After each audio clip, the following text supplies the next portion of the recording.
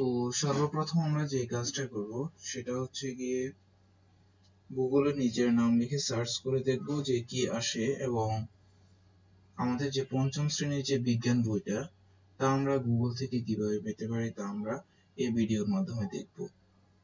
এই জন্য প্রথমে আমাকে পিসি থেকে বা ল্যাপটপ থেকে নিজের যে কোনো ব্রাউজার ওপেন করতে হবে। আমার এখানে ক্রোম ব্রাউজার আছে, আমি সেটাই ওপেন করলাম। এখানে প্রথম হচ্ছে কি আমি আমার নিজের নাম লিখে একটু সার্চ দিয়ে দেখি কি আসে। এই হচ্ছে গিয়ে সার্চ বার। এখানে আমি হচ্ছে গিয়ে সার্চ দিয়ে দেখতেছি যে আমার নামে কি আসে।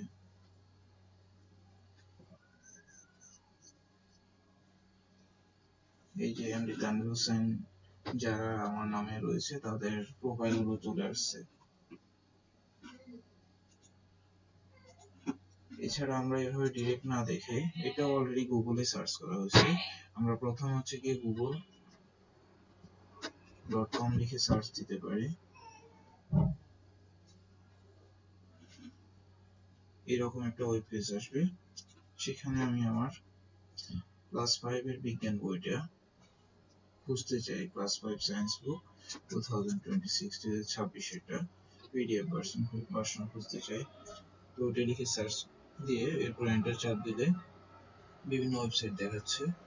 এখন পঞ্চম শ্রেণীর যে বিজ্ঞান বইটা সেটা সাধারণত এনসিটিভির ওয়েবসাইট থেকে খুঁজে নেওয়া ভালো। এই জন্য আমরা প্রথমে যে ওয়েবসাইটটা আছে এটা হচ্ছে কি ওয়েবসাইট লিংক, আর এটা হচ্ছে ওয়েবসাইটের হেডিং। আমরা সেটাতে প্রবেশ করব।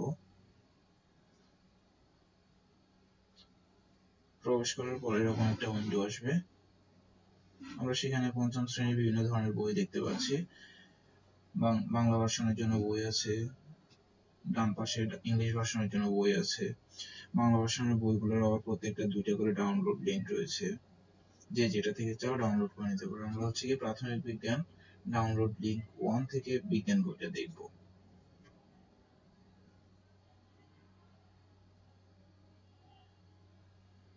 আমি ক্লিক করলাম ওটার উপর। ক্লিক করার পর আমার বইটা আসতেছে, একটু লোড হচ্ছে, লোড নিতে সময় লাগে হয়তো অনেক সময় নেটের স্পিডের কারণে।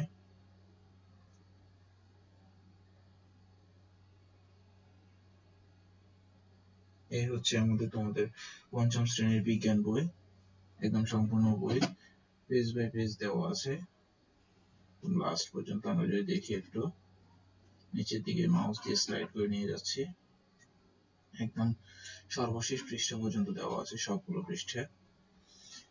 এখান থেকে আমি আমার ইচ্ছে মতো যেখানে পড়তে চাই সেটাই খুঁজে নিতে পারি।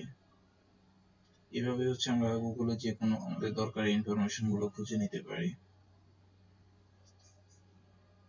প্রথম অ্যাসাইনমেন্ট অথবা প্র্যাকটিক্যাল এই পর্যন্তই।